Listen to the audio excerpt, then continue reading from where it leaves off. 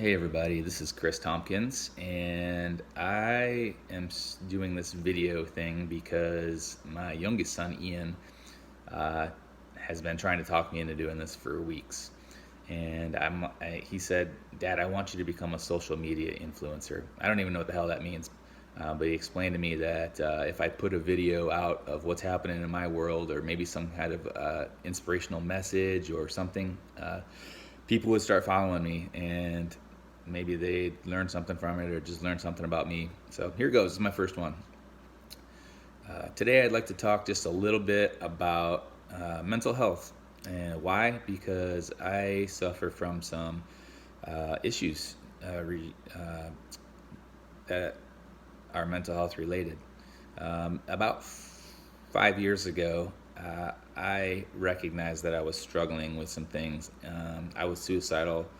I didn't know what was going on, and so I finally reached out and got some help. I went to a counselor and a psychologist, and I was diagnosed with a few things. One, PTSD, two, depression, three, bipolarism, and then also sleep deprivation, which a couple of those are caused by my job, which is a firefighter paramedic. I've been doing that job for many years. Um, I want to share with you the importance of getting help when you're struggling. I put it off for years. Apparently, I didn't recognize that it was affecting my life, affecting people around me, affecting my family, and then it ultimately caused things around me to kind of fall apart. And that's when I reached out for help.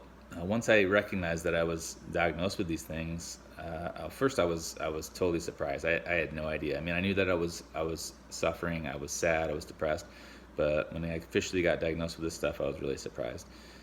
So I started seeing a counselor, and I got medicated with some meds. And I used to be very skeptical of medications. Even in my profession as a paramedic, I'd see people on these things, and I'd kind of just play it off like, man, suck it up, it'll be fine. Well, I guess there is more than just sucking it up. Some people need these meds, some people need help, and I realized that when I became one of these people. I'm going to tell you that it's really helped me a lot. I feel much better. I feel like I'm a different person, and I recognize that now that how I feel, I recognize that probably throughout most of my life I was suffering from some of this stuff, and I didn't know it, and it was affecting things around me. It was affecting my friendships. It was affecting my family again, and I just didn't know it. And so now, really, I'm a huge advocate for people that are suffering. One of the most important things you can do is just talk. Don't keep it inside, and don't suppress it, thinking it's gonna go away. It's not. Okay, you got to talk about this stuff. I'm a firefighter, and I talk to all of the new people that join the service that I have the opportunity to talk to, and I really stress the importance of talking about traumatic events in your life, or things that are just causing you to not feel well. I think it's important because these folks have a long career ahead of them. They've got 20, 30 years of just seeing some of the most awful things that you can imagine. And I've seen that stuff, and it's really obviously affected me.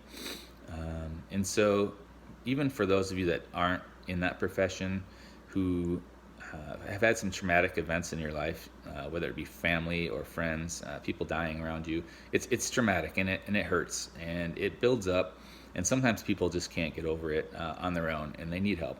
And like I said, some of the simplest help would be just talking to people. And so that's my message today. I want to keep it kind of brief, but if you're suffering, just get it out there.